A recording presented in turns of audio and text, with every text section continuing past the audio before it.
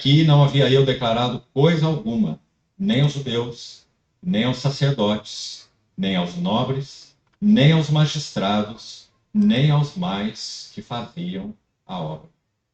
Então lhes disse: estáis vendo a miséria em que estamos. Jerusalém assolada e as suas portas queimadas a fogo. Vinde, pois, reedifiquemos os muros de Jerusalém e deixemos de ser opróbrio. Vamos orar.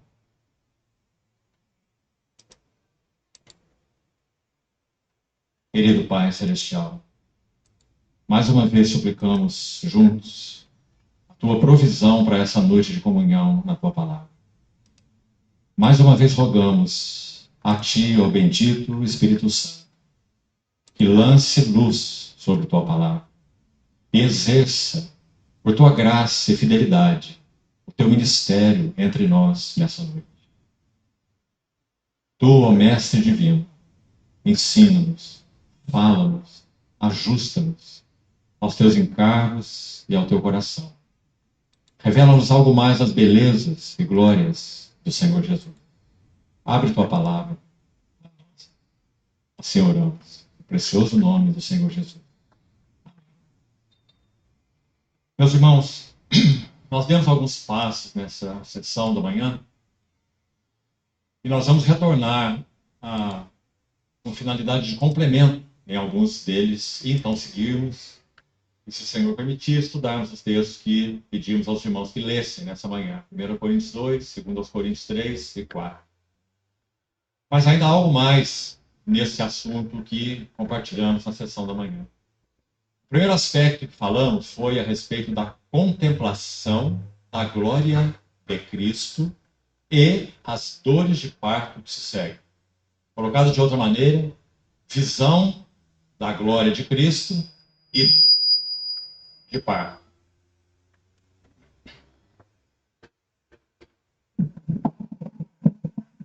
Essas duas coisas sempre andarão juntas na nossa experiência. Sempre.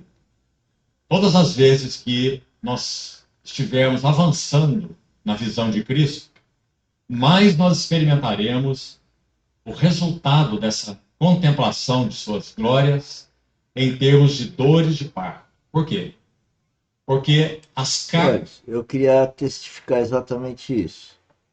Que quanto mais nós nos aproximamos de Cristo, quando fala da glória de Cristo, significa da edificação de Cristo em nós. Porque Cristo quer edificar sua igreja. E edificar a sua igreja, ataviar, outra forma de falar, a sua noiva, é fazer com que cada cristão, cada indivíduo, se desenvolva espiritualmente.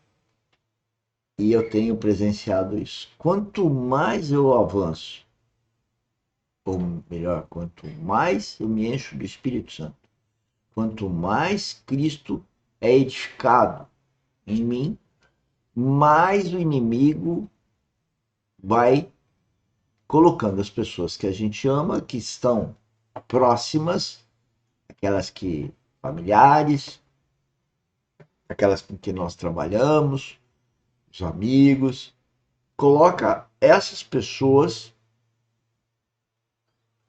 contra você, contra o que você quer fazer, contra o que você está fazendo.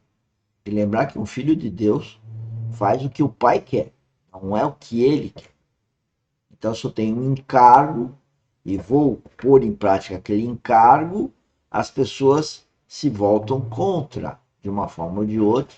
Sutilmente o inimigo assola a mente de todo mundo. A minha também, mas dos outros também. É de tal forma que aquele intento gerado naquele filho de Deus, aquele encargo, ele não frutifique. Né? Mas o Filho de Deus percebe isso e é o que ele está falando agora. Agora que você quer edificar Cristo na pessoa, então há as dores de parto que ele está falando. Ouçam lá. Cargas, como também falamos.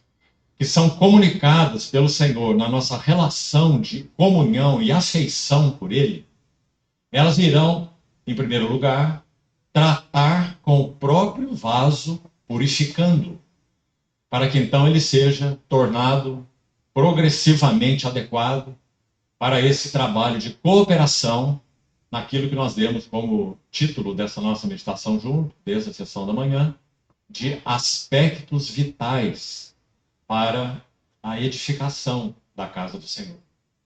E o primeiro, então, aspecto vital, indispensável, básico, fundamental sobre todos, é exatamente esse: contemplação, visão da glória de Cristo e então as dores de parto.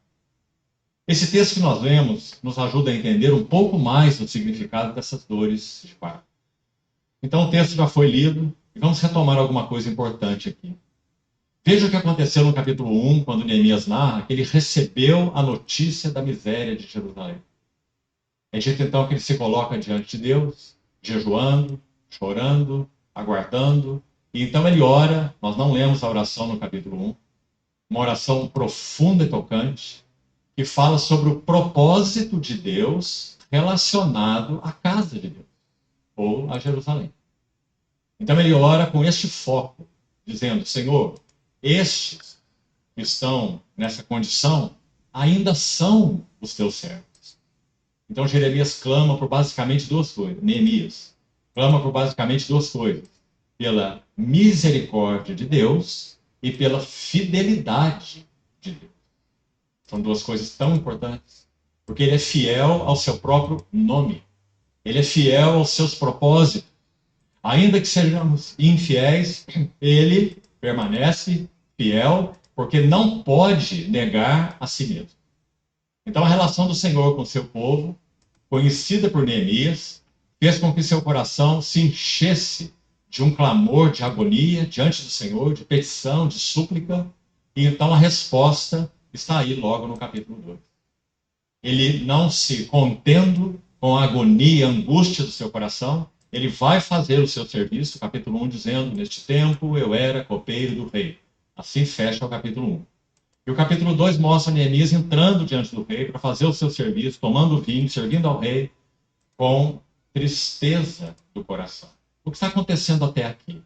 A notícia que ele recebeu, o clamor, a súplica de agonia do seu coração pelo propósito de Deus ligado ao seu povo, ou o propósito de Deus relacionado à casa de Deus, à glória de Deus. Então, senhores, e aí como que eu coloco isso na minha realidade, na nossa realidade, testemunhando a minha vida diária? É simples.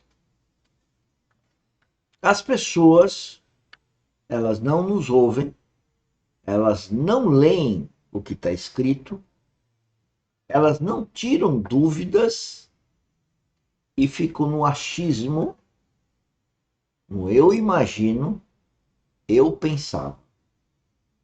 Então veja que coisa interessante. Você escreve um texto, a pessoa acha alguma coisa a respeito do entendimento dela, ela imaginou alguma coisa daquele texto escrito, né?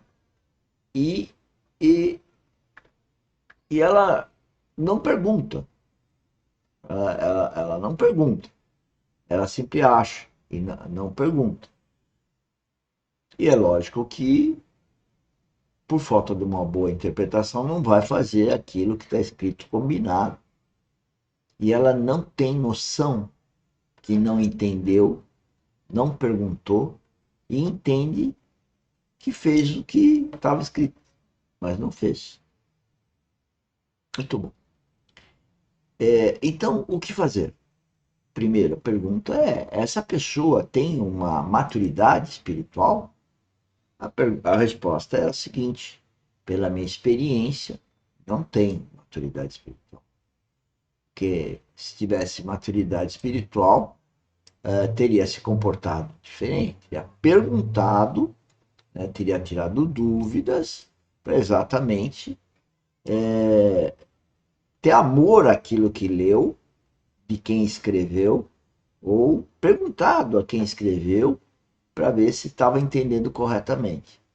E as pessoas não percebem que é o inimigo assolando a mente dela. Qual a solução? Orar. Mas orar, a oração só funciona se tiver a habitação do Espírito Santo. O público, como eu já falei hoje, o público que está nessa conferência que o Bornelli está falando, é um público que eu diria que é 5%, são os novos nascidos. Agora, o universo que eu estou falando aqui é totalmente outro. Então, 5% desse universo com quem falo aqui, que realmente seria dos novos nascidos. Por isso que eu nem fico preocupado com like, com coisa, porque eu sei que são poucos que vão conseguir ouvir com o coração todo esse trabalho nosso. Mas nós vamos falar procurando salvar almas para Deus, que é essa nossa incumbência como filho dele. Tá bom? Vamos continuar ouvindo o preletor. Testemunho de Deus.